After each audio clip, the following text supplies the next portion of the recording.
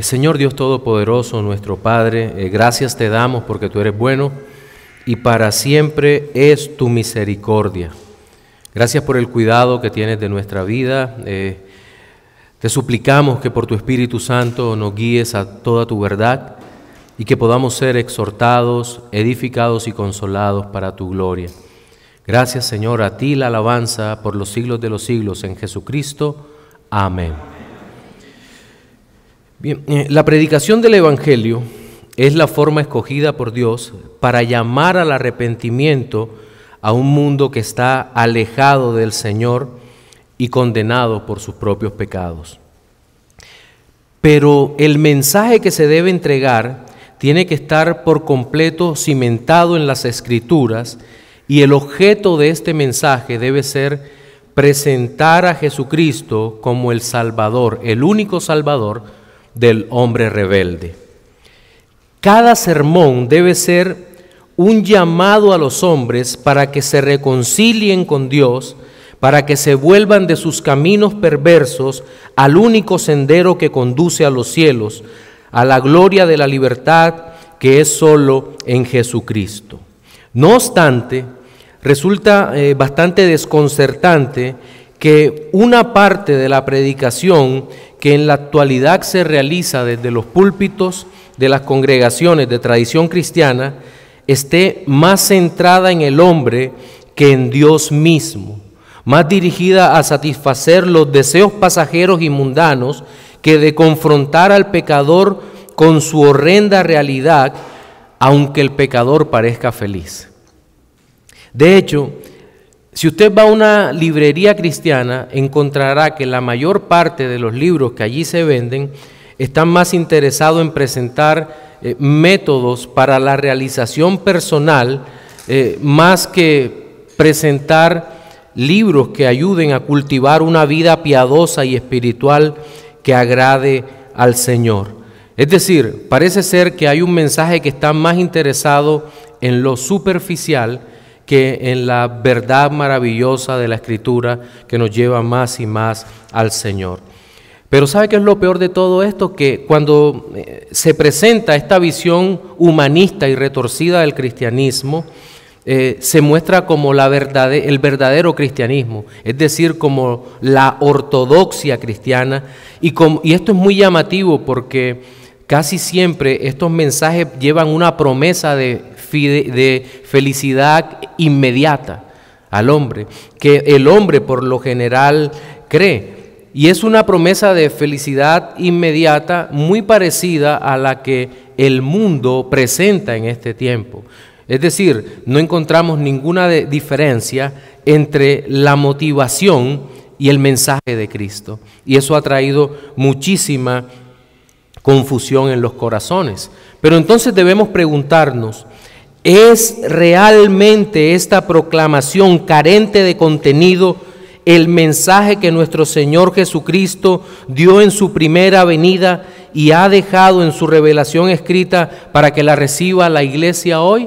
La respuesta es no, en ninguna manera, porque la proclamación del reino de los cielos tiene unas características muy claras que siempre nos permitirá identificar el mensaje verdadero de Cristo y separarlo del mensaje falso. El texto que vamos a leer a continuación servirá de base para nuestro sermón dominical de hoy, que lleva por título El mensaje del reino. Mateo capítulo 4, versículos 12 hasta el 17. Mateo capítulo 4, versículos 12 hasta el 17. Dice: cuando Jesús oyó que Juan estaba preso, volvió a Galilea, y dejando a Nazaret, vino y habitó en Capernaum, ciudad marítima en la región de Zabulón y de Neftalí, para que se cumpliese lo dicho por el profeta Isaías cuando dijo: tierra de Zabulón y tierra de Neftalí, camino del mar, al otro lado del Jordán, Galilea de los gentiles. El pueblo asentado en tinieblas vio gran luz, y a los asentados en región de sombra de muerte, luz les resplandeció. Desde entonces comenzó Jesús a predicar y a decir: arrepentíos, porque el reino de los cielos se ha acercado. En el texto que acabamos de leer podemos observar parte del ministerio público de nuestro Señor Jesucristo en la tierra costera de Capernaum, en Galilea, llamada Galilea de los Gentiles. Por los demás evangelios sabemos que esto ocurrió cuando en el primer año del ministerio de nuestro Señor Jesucristo, y este ministerio inició de forma definitiva luego del encarcelamiento de Juan el Bautista. Pero el asunto principal del texto, como ya hemos venido mencionando, es el hecho de que el ministerio del Señor Jesucristo no era simplemente la manifestación de un profeta más, como había ocurrido con Juan el Bautista, sino que la manifestación pública de nuestro Señor Jesucristo era la manifestación del reino de los cielos en cabeza de su Rey. Ese es el centro de todo nuestro enfoque y del mensaje de hoy. Este mensaje, naturalmente, como lo presenta el evangelista Mateo, es muy cuidadoso en contarle a sus lectores, principalmente judíos, que Cristo era el Mesías prometido que vino a iluminar el mundo que se encontraba cautivo en medio de las tinieblas, y tal bendición sería comunicada de manera clara mediante el uso de un lenguaje entendible a todos los hombres. El mensaje dado por nuestro Señor es un mensaje que no está en unas claves que no se pueden entender, sino que fue presentado en un lenguaje muy sencillo para que el niño y el mayor y el anciano pudieran entender cada una de las palabras que llevaba el mensaje o que lleva el mensaje de nuestro Señor Jesucristo. Este mensaje tiene unos parámetros muy claros, muy definidos, que nos permiten identificar si proviene de Dios o no. Cuando la Escritura nos dice que podemos discernir, realmente nos da las herramientas para hacerlo. Ya en la parte final del pasaje que leímos, justamente, nos permite ver con mayor detalle cuál es el contenido del mensaje. ¿A qué se refiere el mensaje cuando habla de arrepentíos porque el reino de los cielos se ha acercado? Pues bien, vamos entonces a mirar la primera sección de nuestro sermón de hoy, que hemos titulado La profecía cumplida y el reino predicado. Si usted lee desde el versículo 12, que ya lo hemos leído, hasta el versículo 16, vamos a encontrar una serie de detalles relacionadas con el lugar y el momento en que nuestro Señor Jesucristo empezó a desarrollar su ministerio. Por ejemplo, se nos dice que Juan el Bautista había caído preso y nuestro Señor Jesucristo en ese momento lo entiende como una señal de que debe regresar hasta Galilea. Él estaba en Nazaret de Judea y se traslada hasta Galilea. Es un lugar específico. Eso también nos muestra algo, que el mensaje del Evangelio que nos muestra la Escritura no es una serie de consejos éticos, sino realidades históricas. Nuestro Señor Jesucristo camina hasta un lugar llamada Galilea de los Gentiles, hasta Capernaum, que es descrita como una ciudad marítima que estaba a la orilla del mar de Galilea. Ahora, esta ciudad, probablemente el nombre se lo deben, se llamaba aldea de Nahum, Capernaum, aldea de Nahum, pero dice Hendrickson, advierte el comentarista, que no es seguro que el nombre se deba al profeta Nahum, sino que Nahum podía ser un nombre común y por esa razón bautizaron a la ciudad con ese nombre. Ahora bien, considero que la importancia del lugar en sí misma no se debe a su extensión, ni a su influencia política, ni su influencia económica, ni a su desarrollo social en aquellas poblaciones. Más bien entendemos que este lugar era una aldea de pescadores. Cualquier persona, diríamos hoy en día, que quisiera ser influyente, que quisiera ser visible ante la sociedad, no hubiera escogido Galilea de los Gentiles para ir a predicar. Porque seguramente dirían, es un lugar muy apartado, pescadores. Pensemos en el lenguaje de los pescadores en ese momento, una clase un poco relegada de la sociedad, en fin. Y sin embargo, en ese lugar, cuando nosotros revisamos el ministerio de nuestro Señor Jesucristo, vemos que ahí el Señor llamó a los primeros discípulos, realizó gran cantidad de milagros y en líneas generales lo convirtió durante ese momento en el centro de la actividad ministerial del Dios encarnado. Hasta ese lugar llegó. En realidad, debemos tener en cuenta que el lugar es importante por la única razón de que nuestro Señor Jesucristo se trasladó hasta allá. La importancia del lugar no la da el lugar mismo, sino el Dios Todopoderoso que llegó hasta allá para realizar desde allí su ministerio de salvación para su pueblo. Ya en el versículo 14 empieza a hablar sobre una profecía que se cumple. Dice, todo esto ocurrió para que se cumpliese lo dicho por el profeta Isaías cuando dijo, tierra de Zabulón y tierra de Neftalí, camino del mar, al otro lado del Jordán. Y mire cómo le llama, Galilea de los gentiles. La pregunta que surge en nuestra mente es, ¿cuál profecía se está cumpliendo allí?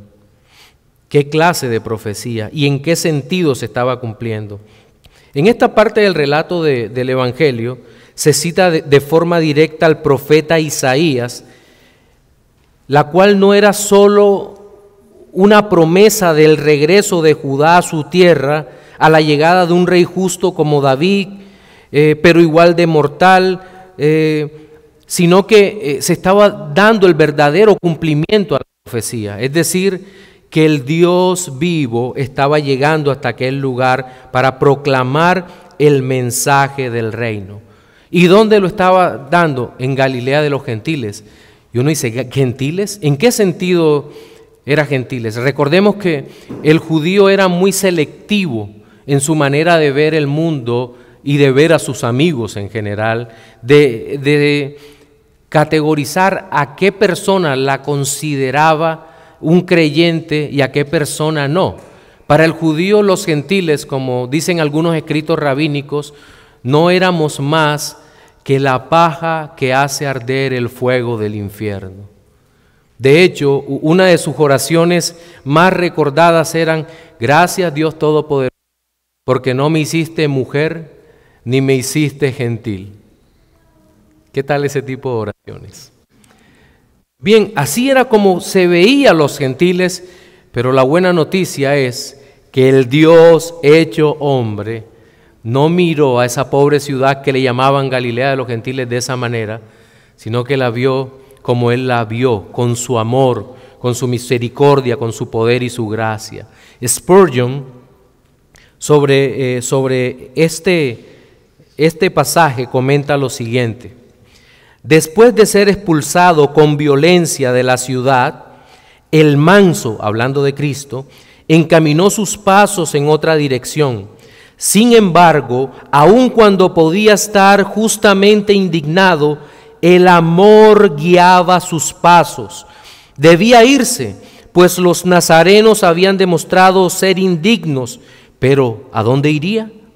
Decide ir a los marginados, a la parte más olvidada de su tierra, a esa región en la que la población estaba mezclada y era degenerada al grado de ya no ser llamada Galilea de los judíos, sino Galilea de los gentiles. Región en la que por su lejanía con Jerusalén poco se sabía de la adoración del templo, en la que el error era endémico, en la que las mentes de los pobladores estaban envueltas en tiniebla y sus corazones se encontraban en la región de sombra de muerte. La pérdida de Nazaret sería la ganancia de Galilea.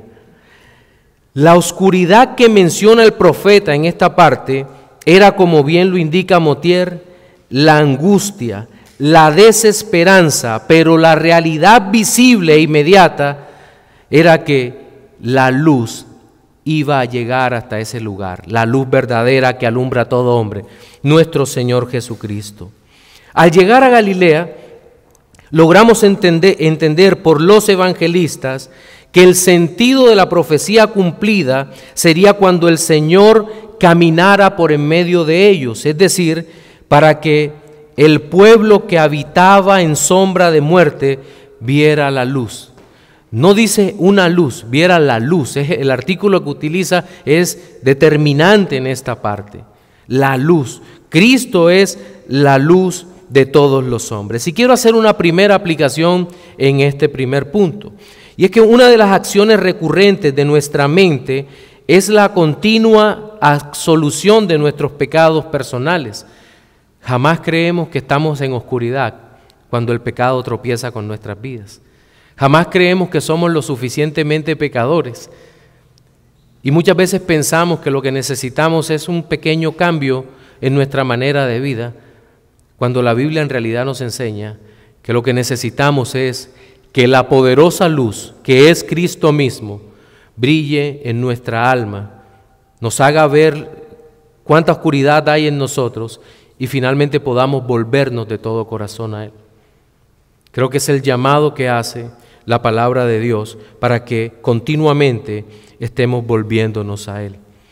Ahora bien, hasta ahí hemos visto lo de la profecía cumplida, pero el mensaje que se proclama no solo es el mensaje que es el cumplimiento profético de la venida de nuestro Señor Jesucristo y de su obra, sino que el mensaje proclamado tiene unas partes que pueden ser identificadas.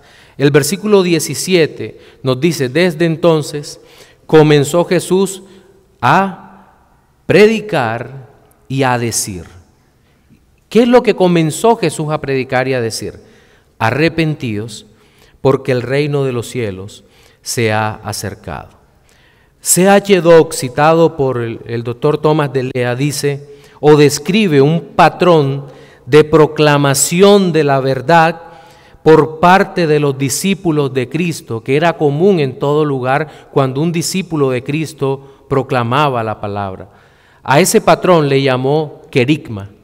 Seguramente usted que habrá leído en algún momento o escuchado la palabra querigma.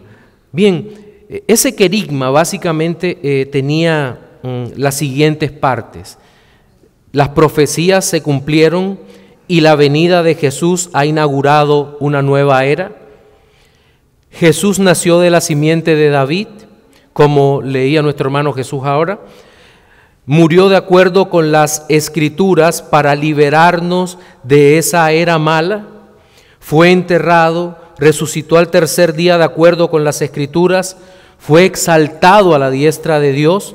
Volverá como juez y salvador de la humanidad. Entonces, podemos estar seguros de algo.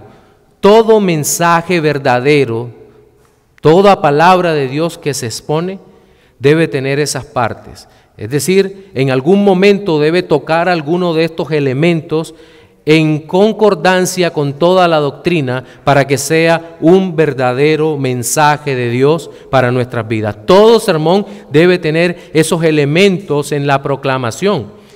Ahora, podemos asociar esos elementos en pequeños grupos. Por ejemplo, esos elementos se pueden incluir dentro de un título que diga eventos relacionados con la encarnación y el reino.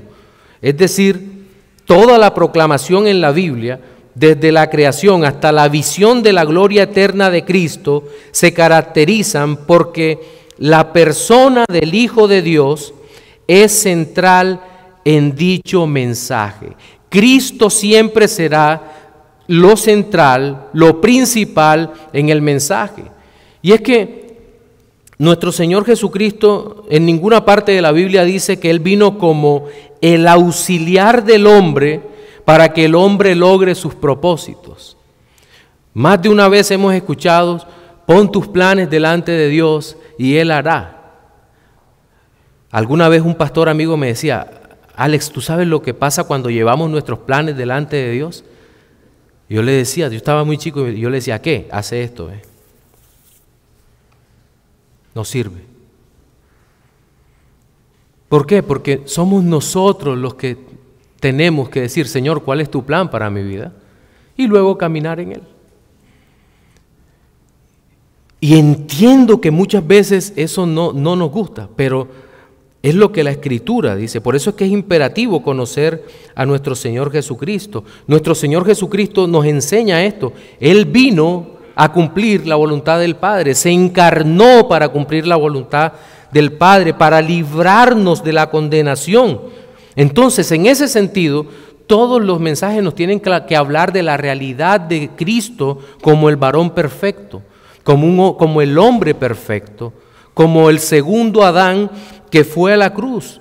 Miren, el niño nacido en Belén es el rey de todo el universo. Alguien decía que la sombra del pesebre proyectaba la cruz. Era donde iba, no había otra. Cristo nos muestra esto, pero no son solo los únicos elementos, la única parte del querigma o del mensaje que se proclama. También están los elementos relacionados con la vida del reino.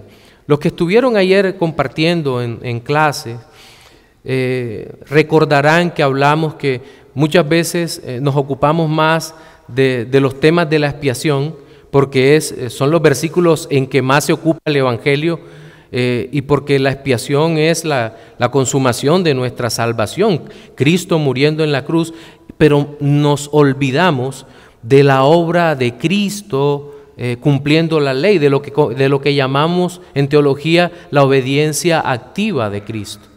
Es decir, que Cristo el Señor cumplió la ley que ninguno de nosotros podía cumplir. Él caminó y vivió una vida perfecta, y esto es de gran relevancia ética para nosotros. Porque cuando nosotros miramos la ley, creo que no hay un solo creyente que no desespere al ver la hermosura de la ley, lo espiritual de la ley, al tiempo que nuestro corazón nos dice, no eres capaz de vivirla y de cumplirla. Entonces, es allí cuando vemos el cumplimiento perfecto de la obra de Cristo, que en lugar nuestro cumplió la ley, porque de otra manera hubiéramos sido condenados. Nuestro Señor Jesucristo fue nuestro sustituto en la muerte, pero ayer decíamos que también es nuestro sustituto en la vida perfecta que vivió y que teníamos que vivir nosotros, pero que en realidad nunca hubiéramos podido vivir. El mensaje del reino no está dirigido solamente a considerar la vida perfecta de Cristo como un ejemplo a seguir. Muchas veces caemos en esto. No, también tiene que ser visto en términos de expiación. Él vivió lo que yo no pude vivir. Ese es el problema, que muchas veces cuando se predica un sermón conductista o sermones conductistas, es decir, aquellos que nos dicen, tú debes vivir así y debes actuar así, debes salir así, vestirte así, caminar así, comer así. Muchas veces estos sermones son carentes de poder. ¿Y por qué son carentes de poder? Porque tú, una persona que no ha nacido de nuevo, tú le puedes decir cómo comer, vivir, actuar, hacer, trabajar, y no va a pasar nada. En su alma no va a ocurrir absolutamente nada hasta que el Dios Todopoderoso llegue y transforme ese corazón. ¿Cómo haces que quiera cumplir la ley? No, corre fuera de la ley, corre lejos. Dice, eso es una carga que yo no puedo llevar. Pero no corre hacia Cristo, corre fuera de Cristo. El mensaje debe proclamar la redención en Cristo, porque solo los que hemos nacido de nuevo podemos amar la ley. Solo los que hemos nacido de nuevo. No hay otra posibilidad. Pero también entre las partes de la proclamación del querigma tenemos que anunciar los elementos relacionados con la muerte y la resurrección de Cristo. Ya habíamos dicho que el Evangelio ocupan más versículos los evangelios en la última semana de la vida de Cristo que en todo el resto de su vida, proporcionalmente hablando. Ocupa muchísimos versículos en esto. La muerte de Cristo, ¿por qué? Por la importancia de la propiciación, por la importancia de la sustitución. Cristo murió por los pecadores elegidos. Él murió en lugar nuestro. Entonces, si un mensaje de la iglesia local no hace mención de la obra redentora de Cristo, podemos decir sin lugar a dudas que tal mensaje no tiene poder. El mensaje de Cristo no tiene poder porque yo grite aquí. Yo puedo hablar despacito, o cualquier predicador puede hablar suave, y el poder está en el anuncio de Cristo como Señor. Ese es el verdadero poder que cambia las vidas, porque es una persona real, el Dios vivo, que viene a transformar los corazones de los hombres. Pero habíamos dicho también que hay una parte del querigma muy importante, y es el que se relaciona con el regreso de Cristo y el reino consumado. Tenemos que anunciar continuamente que Cristo viene, que Cristo regresará. ¿Por qué lo creemos? Porque toda la Escritura, todo lo que ha prometido con relación a Cristo siempre ha sucedido. Prometió el Señor que su Hijo nacería de una virgen, sucedió. Prometió que nacería en una pequeña ciudad, en Belén, que se consideraba pequeña, allí nació. En un pesebre, allí nació. Que tendría esa vida perfecta, sucedió. Que sería apresado y traicionado, ocurrió. Que moriría en la cruz, pasó. Que sería enterrado juntamente con los ricos. Uno cuando va leyendo dice, ¿cómo es posible que vaya a ser enterrado con los ricos si está viviendo como pobre? Y uno dice, ¿cómo va a pasar eso?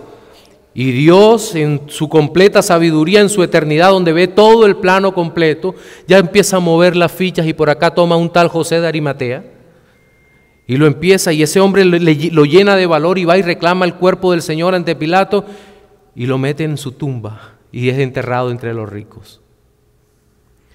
Dice, ¿cómo ocurrió esto? ¿En qué momento que no lo vi venir? Pues Dios sí.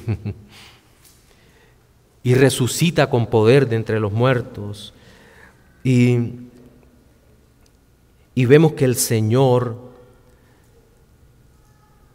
se va a los cielos y regresará. ¿Y por qué regresará? Porque se cumplirá como todo lo relacionado con Cristo se cumple.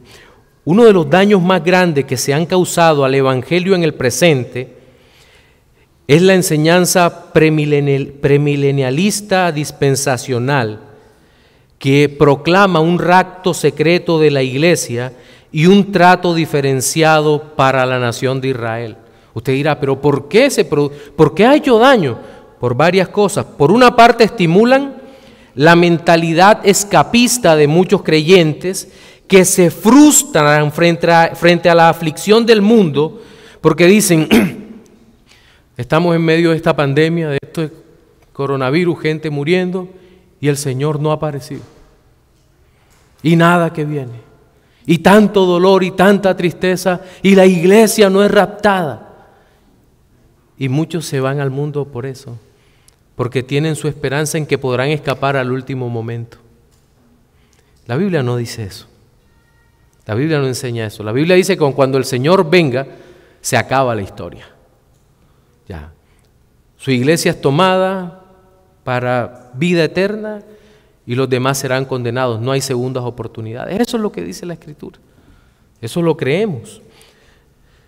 Pero también, por otra parte, hay un enredo tremendo cuando se acepta la superioridad étnica y espiritual del Israel nacional y aceptan esa superioridad racial, aunque hayan rechazado al Señor y lo sigan rechazando, y se desviven por Israel y no aterrizan en la realidad de que en este tiempo solo es salvo aquel que toda su confianza está en Cristo. Nadie es salvo por pertenecer a un linaje distinto y se pierde de vista el hecho de que el Señor vendrá no por lo que hagamos con Israel o algo por el estilo, sino que vendrá porque su voluntad es desde la eternidad regresar por su iglesia. Esto es una realidad. Ahora bien, quiero hacer una segunda aplicación. Disculpen.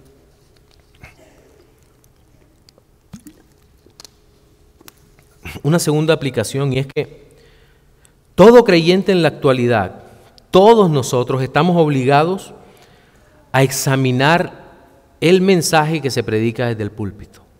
Esta mañana hablábamos algo en la escuela dominical sobre eso. Todos los creyentes, lo que predican nuestros pastores, los invitados de nuestros pastores, tenemos que revisarlo. ¿Qué dijo? Me gusta ver muchas libretas que apuntan, porque se revisa nuevamente. ¿Dijo esto? Bien, eso es lo que necesitamos hacer como iglesia. Revisar que el mensaje contenga esta realidad. Necesitamos decirle a los predicadores, muéstrame a Cristo. Yo no quiero ver otra cosa. Estoy demasiado aburrido de mí, de mi vida, para verme yo mismo en el púlpito, para ver reflejados mis anhelos, mis basuras.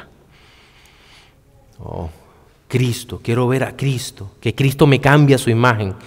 A eso estamos llamados, mis hermanos. Ahora bien, hemos visto las partes del querigma, de la proclamación, pero vamos al contenido de la proclamación. Si una cosa es cómo se estructura lo que debe llevar, pero ¿qué contiene?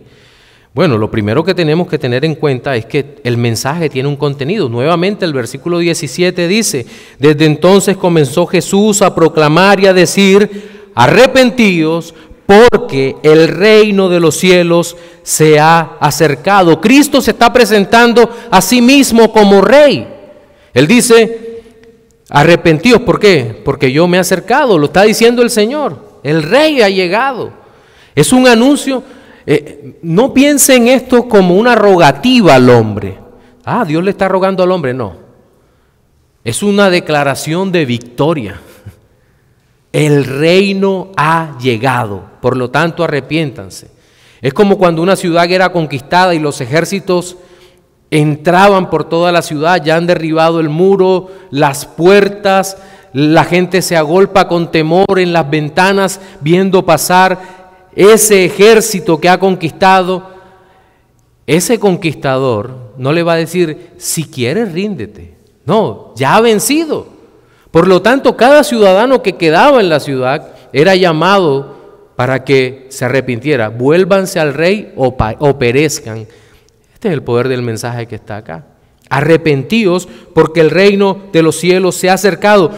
Esto, es una forma fortísima de golpear el ego de los hombres a pesar de su orgullo demencial y su falta idea de libertad, su falsa idea. Ellos se encontraban cautivos por el diablo y la única forma de ser salvos era correr a los pies de Cristo. Y me llama la atención la respuesta de los fariseos en aquel momento. Cuando el Señor les dice, miren, al que el Hijo libertare será verdaderamente libre. Y ellos dicen, nosotros jamás hemos sido esclavos de nadie. Y estaban bajo el gobierno del Imperio Romano. Y antes habían estado bajo el Imperio Griego. Y poco antes bajo Babilonia. Y así, habían estado siempre bajo el gobierno de alguien. Habían estado cautivos en Egipto. No, nunca hemos sido esclavos de nadie. Ustedes son esclavos del pecado, les dice. Por lo tanto, arrepiéntanse. Entonces, el contenido del Evangelio, este mensaje del arrepentimiento, no puede separarse del mensaje. Ahorita hablábamos sobre libros de familia y demás, y es muy triste cuando vemos esos mensajes que dicen cómo volverse rico con los principios de la Biblia. Eso es triste, realmente triste. Hemos visto extremos como el señor de acá de los Estados Unidos, Tu Mejor Vida Ahora. No. Entonces, no, el mensaje es claro, arrepentidos porque el reino de los cielos se ha acercado. ¿Usted sabe a cuántos no creyentes les gusta este mensaje? A nadie.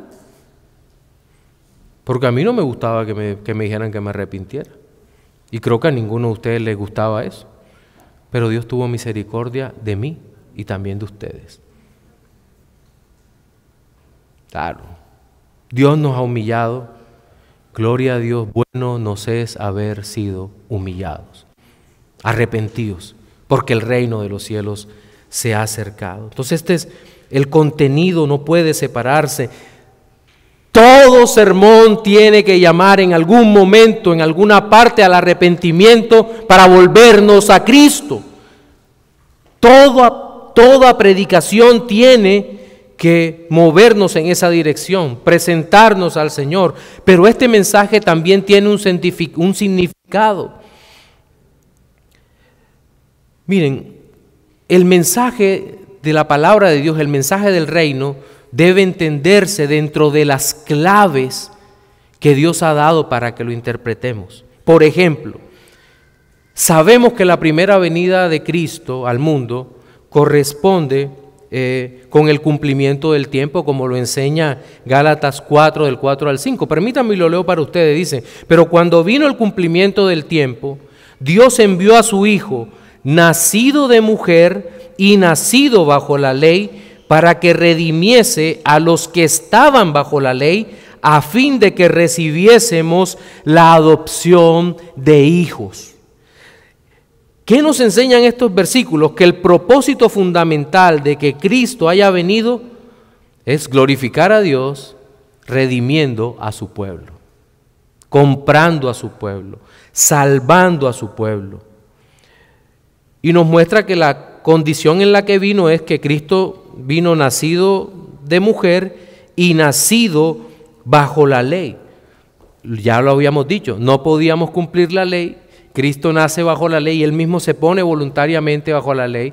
Dios está por encima de la ley, pero el Hijo de Dios voluntariamente se pone bajo la ley para cumplir la ley que nosotros no podíamos cumplir.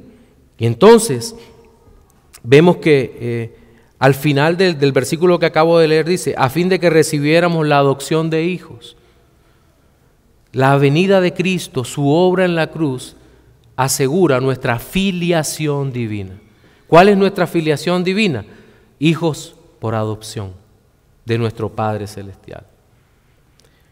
Pero también el mensaje del reino debe ser exactamente el mismo o igual al que predicaron los apóstoles en el primer siglo. Nosotros no estamos llamados a motivar la autoestima de los creyentes. Muchas veces estamos llamados a aplastar la autoestima de los creyentes. Y eso es duro. Me decía alguna vez un predicador amigo que uno de los hombres que él más admira es uno de sus tíos. Y aquel tío toda la vida había sido un hombre formal, recto, honesto, hombre de familia. El sueño, el ideal de hombre en el mundo. Un hombre de familia, bien educado, cumplidor de sus deberes, moralmente bueno. Y cuando él empezó a predicar el Evangelio, él veía el rostro de su tío que no se movía, pero un tiempo antes del bautismo de su tío, cuando su tío creyó, su tío confesó delante de todos diciendo: miren, yo toda la vida creí en mi propia justicia, de que lo que yo hacía era bueno y me esforzaba por eso. Pero el mensaje del Evangelio me humilló mostrándome que mi propia justicia no sirve. Y solo la justicia de Cristo podía salvarme. Si esa justicia era imputada, el mensaje lo destrozó.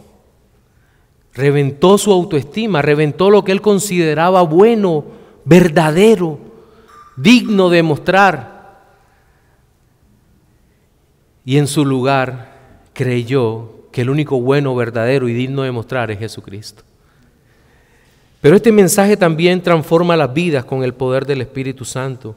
Miren, durante toda la vida de la iglesia que encontramos en el Nuevo Testamento, uno de los aspectos que más llama la atención es, sin lugar a dudas, las vidas transformadas por el Espíritu de Dios.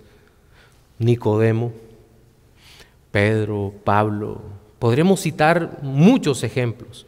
En los héroes de la fe podemos citar muchos ejemplos. Pero tal cambio va más allá de hacer o dejar de hacer, pues la característica principal, como hemos dicho, del nuevo creyente es su filiación con Dios. Solo desde esa óptica podemos valorar lo que realmente ocurre en las almas. Habíamos hablado de Pedro. Pedro fue cambiado por el Señor hacia un hombre espiritual, un hombre nuevo. Pedro negó al Señor, pero el Señor lo restauró. Y la vida de Pedro fue una vida de testimonio desde su restauración hasta su muerte, que la tradición lo pone mucho después.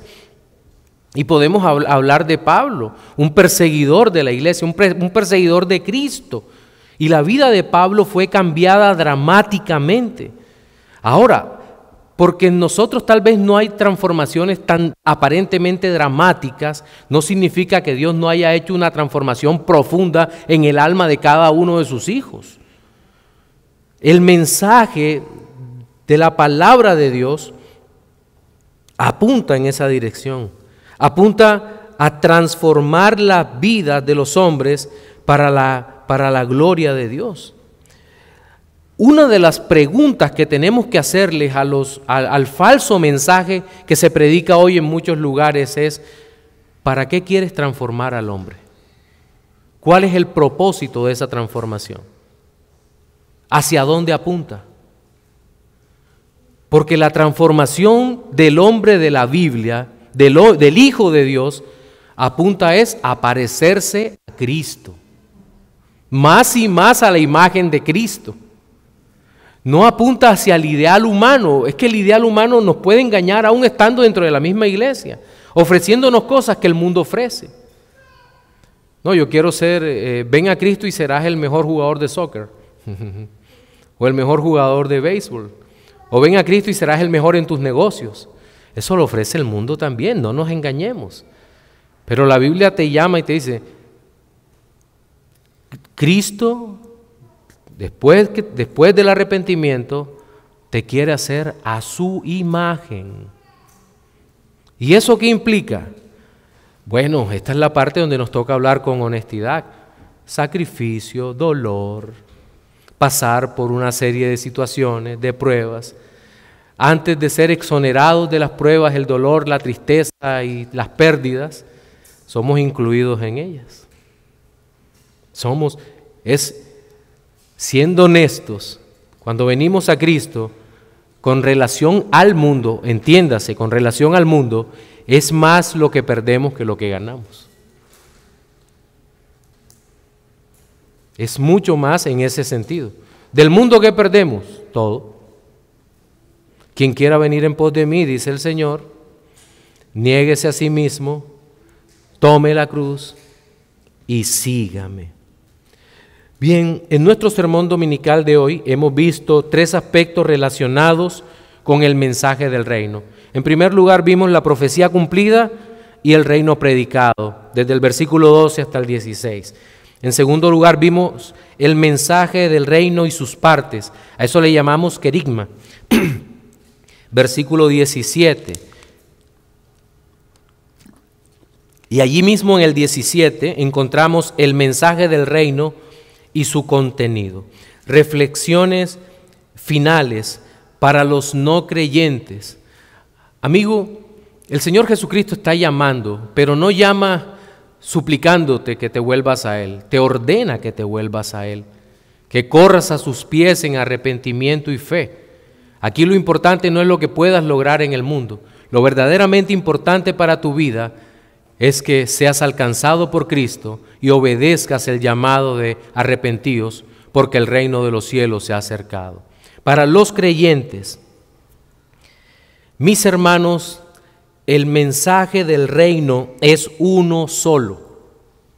Es la vieja historia, la historia de nuestro Señor Jesucristo, que repetimos una y otra vez, porque no hay ningún otro mensaje que pueda salvar al pecador. Por lo tanto, cuando nosotros venimos a la iglesia local, vamos a escuchar nuevamente la predicación de Cristo una y otra vez. ¿Y sabe usted por qué no se aburre? Porque usted le ha sido dado por el Espíritu amar al Señor. Y nos regocijamos en esa historia una y otra vez, saber que nuestro Señor Jesucristo vivió una vida perfecta, que nuestro Señor Jesucristo murió en nuestro lugar en la cruz del Calvario, que nuestro Señor Jesucristo se levantó con poder de entre los muertos, y creemos firmemente que un día los cielos se abrirán y el Rey de Reyes y Señor de Señores aparecerá en las nubes y llamará a su iglesia, y allí será el fin de la historia y estaremos con nuestro Señor Jesucristo para siempre. Amén. Oremos. Señor, te damos las gracias por tu misericordia, por tu bondad y por tu cuidado sobre nuestras vidas. Te damos las gracias, Señor, por tu mensaje y porque no nos has dejado solos, sino que en la misma Biblia entendemos cuál es el propósito de tu mensaje. En tu palabra entendemos las partes del mensaje y el contenido y significado de este mensaje, Señor. Gracias porque no nos has dejado solos, Señor, sino que nos has dado tu santo y bendito Espíritu. A ti, Dios, sea la gloria y la honra y la alabanza por los siglos de los siglos. Amén.